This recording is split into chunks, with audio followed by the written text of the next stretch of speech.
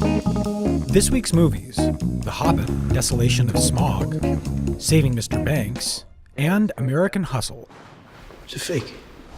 What are we talking about? It's impossible. People believe what they want to believe. Because the guy who made this was so good that it's real to everybody.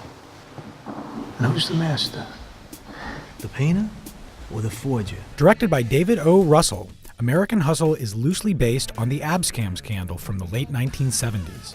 In her review, Enola Dargis writes, American Hustle giddily embraces the excesses of its era, though it's a farce that speaks as well to this tarnished age. All the shiny surfaces also suggest a world in which everyone is anxious to shake off the post-Vietnam War, post-Watergate funk.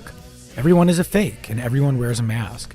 And then there's Irving and Sydney. Is that Duke Ellington on your bracelet? The con artists played by Christian Bale and Amy Adams. Play your part. Fine.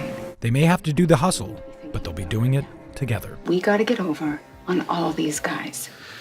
It's got to be the best we've ever done. Winds in the east, mist coming in, like something is brewing, about to begin.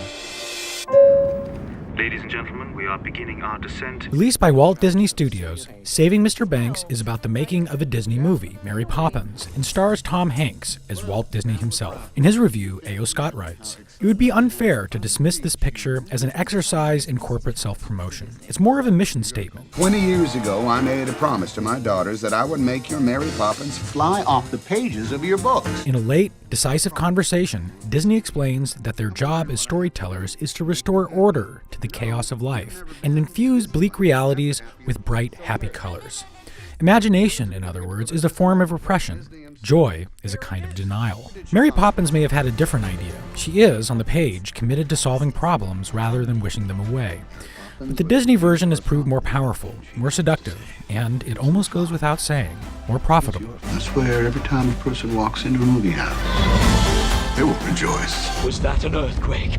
That, my lad, was a dragon. Directed by Peter Jackson, The Hobbit, The Desolation of Smaug is the second of 3 prequels to the Lord of the Rings trilogy. In her review, Enola Dargis writes, "When Mr. Jackson is good, he is very, very good. But when he's bad, he's a crushingly straight, unoriginal director. The good Mr. Jackson dukes it out with the bad throughout. There are too many busy, uninterestingly staged battles that lean heavily on obvious, sometimes distracting digital sorcery. But there are also more pacific, brooding interludes in which the actors remind you that there's more to Middle-earth than clamor and struggle." I found something in the Goblin Tunnels.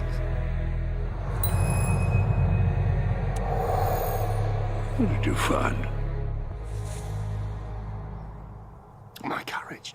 For a few pleasurable moments, Mr. Jackson pauses at the edge of this poetic cliffhanger and then barrels right over.